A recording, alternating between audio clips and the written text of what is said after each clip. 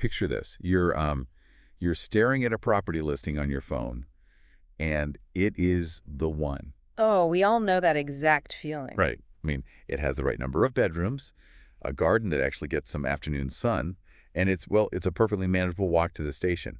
You can literally feel that familiar pressure building in your chest. Yeah, that sense of panic. Exactly. You feel like you need to make an offer before someone else swoops in. But then, you look at that asking price and you have to wonder where that number actually came from. Like, did they calculate it scientifically? Yeah, or did they just pluck it out of thin air? I mean, how on earth do you know what this property is actually worth? It's the ultimate buyer's dilemma, isn't it? You are standing on the precipice of the largest financial commitment of your life, and the price tag you're looking at feels less like a factual economic statement and, well, more like a hopeful suggestion from the seller. Which is a, frankly, terrifying way to spend hundreds of thousands of pounds. So our mission in today's deep dive is to completely flip that script. We are going to arm you with a professional-grade valuation loop. We're talking about using official sold house price records to anchor property values, compare like for like, and set a highly disciplined offer with an absolute ironclad walkaway line. Because when you replace the emotional panic of house hunting with hard, verifiable data, the entire power dynamic of the transaction shifts completely in your favor. Spot on. But before we even, touch a calculator, we really have to strip away the marketing spin. There just seems to be this massive disconnect between what an estate agent prints on a glossy brochure and what actually changes hands at the bank. And a very large disconnect, yes. To me, it's like the asking price is basically a dating profile. It's the absolute best possible angle, heavily filtered, but the sold price. That's the actual relationship, warts and all. That is a brilliant analogy. The asking price is simply the seller's ideal scenario. It's a marketing tool. You will also occasionally see a guide price, which is more of an indicative figure. Usually for auctions, right? Exactly. Used to drum up competitive interest, and it's designed to be fluid. But the sold price, that is the unvarnished truth. It's the actual monetary figure recorded on the transfer deed upon legal completion. So if asking prices are essentially fictional, or at least highly subjective, why does the entire property market revolve around them? Like, why do estate agents rely on them so heavily to set our expectations as buyers? Well, what's fascinating here is that we have to remember the fundamental mechanics of the industry. The estate agent's legal and fiduciary obligation is entirely to the seller. Right, they work for the person selling the house. Exactly. Their job is to maximize the financial return for their client. They are not employed to find you a bargain, so they use the asking price as a psychological anchor. Ah, I see. Yeah, if they set the anchor at, say, £500,000 and you negotiate them down to $480,000, you feel like you won. Even if the house is only worth $450,000. Precisely. Your job as an informed buyer is to reject their anchor entirely and build your own based on historical registered facts. Okay, let's talk about where we find those facts. Because we can't just rely on property portals like Rightmove or Zoopla for this, can we? I mean, they're essentially just displaying the agent's marketing. No, you need to go straight to the official government registries. And your destination depends entirely on where in the UK you are buying. Okay, let's break that down. If you are looking in England and Wales, you need HM Land Registry's price paid data. This database records the exact price written on the transfer deed, with the date of transfer acting as the official completion date. Wait, if I pull this land registry data and I seeing the whole picture, like, are there hidden transactions inflating or deflating these numbers? That's a great question. The land registry actually specifically filters out noise. It excludes non-market value transfers. What does that mean in practice? So, if parents gift a house to their children, or someone buys a council house at a steep discount under the right to buy scheme, or even if a lease is sold for under 7 years, it is excluded. Oh, wow. So it's very pure data. Exactly. You are getting a very clean look at true arm's-length market transactions. Okay, but what if I am buying in, say, Edinburgh or Glasgow? Right. In Scotland, the system is slightly different. You head over to Registers of Scotland. They provide address-level sold prices through a public system called Scot LIS. Scot LRS. Got it. Yeah, it functions similarly in that it provides absolute transparency on completed sales. That covers Great Britain. What is the mechanism for Northern Ireland? Now, Northern Ireland is uniquely challenging for buyers. There is actually no address-level sold price register available to the public. Wait, really? So you can't just look up what number 42 on your street sold for last year? No, you can't. Instead, buyers there have to rely on the Northern Ireland House Price Index. This is published quarterly by the Land and Property Services, or LPS, and the Northern Ireland Statistics and Research Agency, NISRA. Yes, NISRA. These are government bodies that track the broader statistical trends. It means a buyer in Belfast has to rely much more heavily on tracking the percentage changes in the index rather than comparing direct neighbor-to-neighbor sales. That sounds tricky. I want to push back on the land registry data for a moment, though. I mean, it's the ultimate truth, sure, but there's a massive time lag, isn't there? Yes, there is. It can take months for a sale to actually appear on the register after completion. Doesn't relying on data from, I don't know, 6 or 9 months ago leave me vulnerable if the market suddenly crashes tomorrow? That lag is a very real factor, yes. It can take anywhere from a few weeks to several months for the paperwork to be fully processed and published, but the alternative is the asking price. Exactly. Relying on current asking prices, which we establish are often fictional, historical certainty, even with a lag, provides a much stronger foundation than current speculation. And we can actually mathematically adjust for that lag, which we will get to shortly. Okay, fair enough. We know where the real data lives. But staring at a giant database of millions of transactions is honestly paralyzing. How do we extract the specific numbers we need to figure out if the house we want is fairly priced? This is where we build the foundation of the valuation loop. It's about building a comparable set, often called comps. Right. Your goal is to find 3 strong, comparable recent sales to anchor your own valuation. Why just 3? And why do I need to be so strict about it? Like, if I am buying a house on Acacia Avenue, couldn't I just look at the last 5 houses that sold on that street, add them up, and find the average? That is a brilliant way to accidentally overpay by £50,000. Ooh, okay. Why? Because raw sales data is incredibly deceptive without context. If we connect this to the bigger picture, a house on that street might have sold 10 months ago during a completely different phase of the market cycle. Right, interest rates change. Exactly. Interest rates might have been a full percentage point lower, dramatically increasing what buyers could afford. Or perhaps that house had a large rear extension, adding 20 square meters of living space. So they aren't the same product at all? No. If you just average the raw numbers, you are treating wildly different assets as if they are identical. You need strict filters. Okay, so what specific filters are we applying to ensure we're comparing apples to apples? You start with property type. If you are buying a semi-detached house, your comps must be semi-detached. Then tenure. You never ever compare a freehold property to a leasehold property. That makes sense. Next, you look for a tight size band, ideally within 10% of your target property's square meterage. You set a geographic radius, usually half a mile in an urban area, perhaps wider in the countryside. And finally, you restrict the time window to the last 6 to 12 months to minimize market drift. That makes perfect sense for the secondary market. But what about new builds? I walk past these shiny new developments, and the developers always seem to be offering massive incentives to get people in the door. Yes. New builds represent a very specific trap, and the Royal Institution of Chartered Surveyors, RICS, has strict guidance on this. Developers are notorious for using financial and non-financial incentives to keep the headline asking price artificially high. But why do they do that? Why not just lower the asking price if the market is slow? It is entirely about protecting the perceived value of the development for future phases. Oh, of course. If a developer drops the asking price of Plot 1 by £20,000, the buyer for Plot 2 will demand the exact same discount. But if the developer keeps the price at $500,000 and throws in £20,000 worth of freebies, like paying the buyer's stamp duty or upgrading the kitchen. yes, or contributing to the deposit, the official sold price recorded at the land registry still says $500,000. They have successfully defended their book value. So the data in the land registry for that new build is essentially a mirage. It says $500,000, but the true net price the buyer paid was significantly lower. Precisely why mortgage lenders now mandate a UK Finance Disclosure of Incentives form.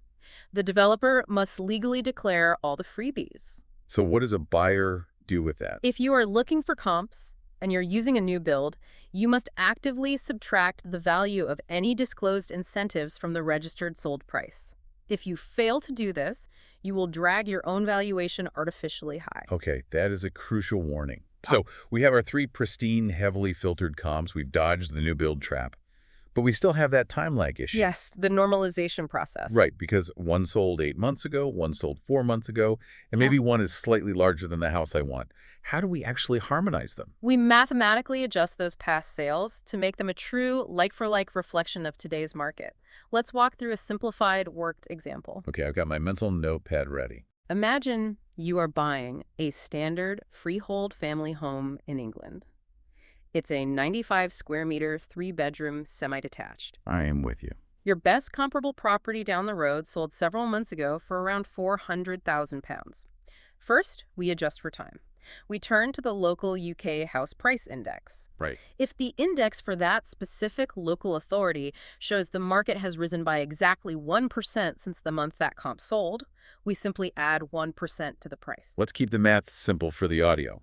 1% of 400,000 is 4,000. So we add that on, giving us an adjusted baseline of 404,000 pounds.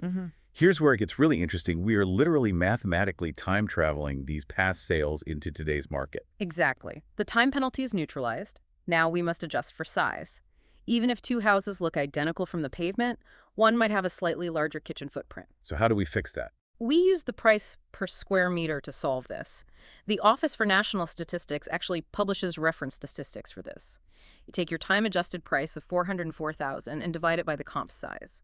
Let's say the comp was a bit smaller, at 90 square meters. Okay, so 404,000 divided by 90 gives us roughly, let's see, 4,488 pounds per square meter. Correct. You then Yeah. multiply that per square meter rate by the size of the property you actually want to buy, our 95 square meter target. Okay.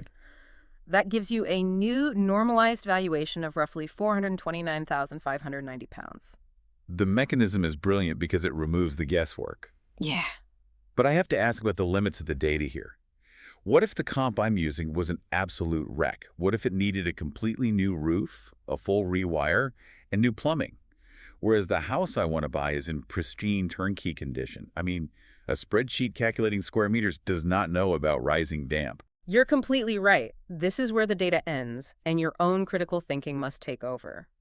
The formula provides a sterile mathematical baseline. Right. If there are glaring, obvious differences in the physical condition of the properties, you have to make a manual adjustment. You have to hunt down the archived estate agent listings, look at the historical photos, read the old descriptions, and make a judgment call. So you kind of become a detective. Yes. You might look at your adjusted baseline and say, I need to deduct 25,000 pounds because my target property needs a new roof and the comp did not. It requires a blend of hard data and real-world observation. Now, this entire normalization process makes perfect sense for a freehold house where you own the physical bricks and the land they sit on. Yes. But what happens when we shift to a leasehold, when you're essentially buying a very long, highly restrictive rental agreement? The valuation methodology changes significantly because the nature of the asset is fundamentally different. Let's look at a leasehold flat in London. You absolutely still perform the time and size adjustments we just discussed. Okay, good to know. But you are forced to add two more critical manual adjustments: lease length and service charges. Right, because time on the clock becomes a tangible financial liability. Let's talk about the danger zone, the sub-80-year lease. Under current law and practice, a lease dropping below 80 years is a massive red flag. When you extend a lease that has fallen below this threshold, something called marriage value kicks in. I hear that term constantly, but what does marriage value actually mean in plain English? Think of it as a financial magic trick. When you take a property with a short, less valuable lease and you combine it with a lease extension, the property's overall market value suddenly jumps up. Oh, I see. You have created new wealth simply by extending the paperwork. Under current legislation, the freeholder, the person who owns the land, is legally entitled to 50% of that newly created wealth. It makes extending a short lease punishingly expensive. Okay, so if my time and size adjusted data tells me a flat with a long lease should be worth 400,000 pounds, but the one I am looking at only has 78 years left on the clock, I can't just offer 400,000. No, you'd be walking into a financial trap. You have to estimate the statutory lease extension premium plus the professional, legal, and valuation costs required to execute it, and deduct that entire sum from your offer. Wow. Yes. If the estimate to extend that lease is 22,000 pounds, you subtract that from your baseline. Your maximum offer drops instantly to $378,000. Wait, didn't the government pass a law recently to fix this? Yes, the government did pass the Leasehold and Freehold Reform Act in 2024, which aims to abolish these historic marriage value rules. However, as the advisory service Lease frequently points out, many of these measures are not fully enforced yet. You have to price the property based on the brutal reality of the law today, not a political promise for tomorrow. That is so important. We've handled the ticking clock of the lease. But what about the day-to-day running costs? I have heard endless horror stories of buyers getting trapped in buildings with skyrocketing maintenance fees. Service charges are a major factor in valuation, and you must adjust your offer to reflect anomalies. Let's imagine your target flat demands a service charge of £3,500 a year. Ouch. But your three best comparable flats in neighboring buildings only charge $2,500 a year. So I am paying £1,000 more every single year in after-tax income just for the privilege of living in this specific building. How do I mathematically adjust for an ongoing drain like that? The practical method used by buyers is to capitalize that difference over a typical holding period. If we assume a typical 5-year holding horizon for a flat, you take that £1,000 annual difference and multiply it by 5. Which is £5,000. Exactly. You then subtract a £5,000 discount directly from the property's overall valuation. So buying a flat with a short lease and high service charges is basically like buying a budget airline ticket. The headline price on the website looks incredibly cheap, but once you add on the baggage fees, the priority boarding, and the terrible sandwich, you're paying more than a premium carrier. You really have to factor in the total hidden cost of ownership. That analogy hits the nail on the head. You are forcing the seller to swallow the cost of those hidden liabilities rather than taking them on yourself. Okay, we have gone through the valuation loop. We sourced the land registry data, filtered our comps, time-traveled the prices, adjusted for square meterage, and navigated the leasehold labyrinth. A lot of work, but worth it. Definitely. We have a spreadsheet full of absolute truth. But how does the listener translate a spreadsheet into a winning negotiation strategy? Because estate agents are intimidating. They wear sharp suits, they sound incredibly authoritative, and they're trained to make you feel like you are about to lose the house of your dreams. The negotiation strategy relies on building an evidence range. You take your 3 fully adjusted comparable sales and sort them from lowest to highest. You look at the lowest figure, the highest figure, and you find the median, which is the exact midpoint. Let's use our earlier freehold example. After all the maths, our 3 comps sit at, let's say, $414,000, $415,000, and a slightly higher one at $429,000. Your evidence range is firmly between $414,000 and $429,000. The median midpoint sits around $421,000. Okay. This dictates your entire strategy. You might open your initial offer lower, perhaps at $418,000. And I would assume I need to attach my proof of funds or an agreement in principle from my mortgage lender just to prove I am a serious player and not wasting their time. Always present proof of funds with the offer. Your goal is to negotiate and eventually agree on a price near that median, say $423,000. But the most critical part of this entire process is establishing your walkaway line. The absolute limit. Yes. Based on this data, you set a hard ceiling at $427,000 because the undeniable historical evidence tells you the bricks and mortar are simply not worth a penny more. What happens if the agent plays hardball? What if they insist the seller won't take less than $440,000 because, I don't know, they need that amount to afford their next house? You walk away. Their seller's financial aspirations have absolutely no bearing on the economic value of the property, and there is a devastating practical reason why you must walk away. Lender down valuation risk. Oh, explain how that mechanism works. Why is the lender getting involved in the price we agreed upon? Think of the mortgage lender as a safety net. A safety net is rated to hold a specific weight. If you weigh more than that, it breaks. When you apply for a mortgage, the bank sends out an independent surveyor to value the property. Right. That surveyor has access to the exact same land registry data, the exact same indexes, and the exact same square meter statistics that you just used. So they are running the exact same valuation loop. They are. If you ignored your own data, panicked, got caught up in an emotional bidding war, and agreed to pay £440,000, the surveyor is going to flag it immediately. The bank will issue a down valuation stating the house is only worth $427,000.